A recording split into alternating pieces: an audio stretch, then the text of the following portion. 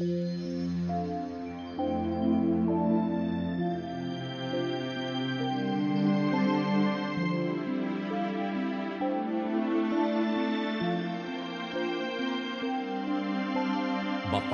ang bumabasa at ang nangakikinig ng mga salita ng hula at tumutupad ng mga bagay na nangasusulat doon, sapagkat ang panahoy malapit na.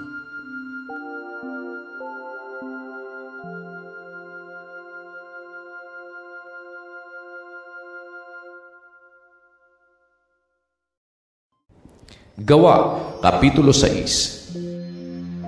Nang mga araw ng ito, nang dumadami ang bilang ng mga alagad, ay nagkaroon ng bulong-bulungan ang mga Greko-Hudyo laban sa mga Ebreo, sapagkat ang kanilang mga babaeng bao ay pinababayaan sa pamamahagi sa araw-araw.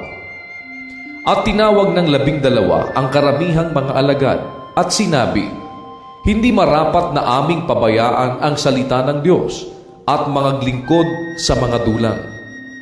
Magsihanap nga kayo, mga kapatid, sa inyo ng 7 lalaki na may mabuting katunayan, puspos ng espiritu at ng karunungan na ating mailalagay sa gawaing ito.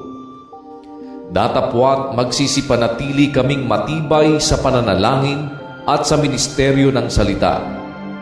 At minagaling ng buong karamihan ang pananalitang ito, at kanilang inihalal si Esteban, taong puspos ng pananampalataya at ng Espiritu Santo, at si Felipe, at si Procoro, at si Nicanor, at si Timon, at si Parmenas, at si Nicolas na taga-Antioquia na naging Hudyo, na siyang iniharap nila sa mga apostol, at nang sila'y mga kapanalangin na, ay ipinatong nila ang kanilang kamay sa mga yaon. At lumago ang salita ng Diyos, at dumaming lubha sa Jerusalem ang bilang ng mga alagad, at nagsitalima sa pananampalataya ang lubhang maraming saserdote. At si Esteban, na puspos ng biyaya at ng kapangyarihan, ay gumawa ng mga dakilang kababalaghan at mga tanda sa mga tao.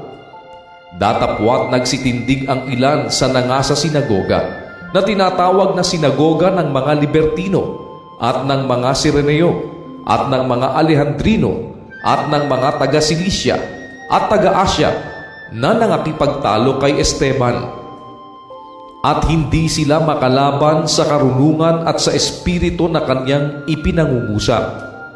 Nang magkagayoy, nagsisuhol sila sa mga lalaki na nangagsabi, "Narinig naming siya'y nagsalita ng mga salitang kapusungan laban kay Moises at sa Diyos."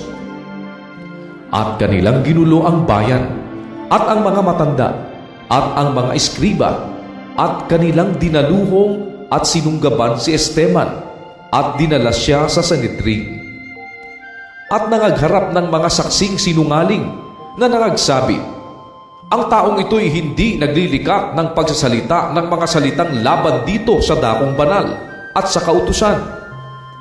Sapagkat narinig naming kanyang sinabi na itong si Jesus na taga Nazaret ay wawasak ang dakong ito at babaguhin ang mga kaugaliang ibinigay sa atin ni Moises."